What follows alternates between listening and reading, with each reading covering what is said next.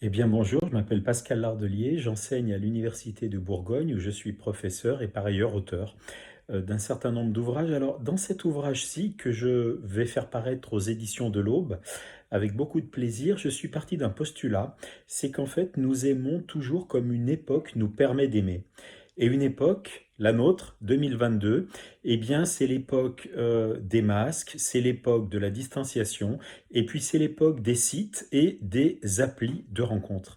Alors dans cet ouvrage, il est question de rencontres, et notamment de rencontres amoureuses au sens large du terme, ça va du sexuel au conjugal, et c'est vrai que c'est un sujet que je connais bien pour mener une étude depuis une vingtaine d'années sur l'évolution de la rencontre amoureuse numérisée. Alors cet ouvrage original, eh bien c'est aussi un bilan d'étape, 20 ans après l'apparition de Mythique et 10 ans après l'apparition de Tinder, et puis 2 ans et demi après le début de la crise sanitaire.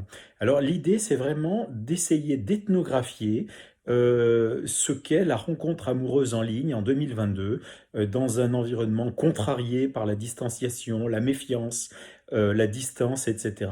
Et donc j'ai vraiment essayé bien d'analyser comment les célibataires, et ils sont de plus en plus nombreux, et bien comment les célibataires essayent justement avec les applis, avec les sites, essayent de se rencontrer dans un contexte qui en plus a judiciarisé la rencontre en ligne. On voit les hashtags, on voit les notions de harcèlement, etc. etc.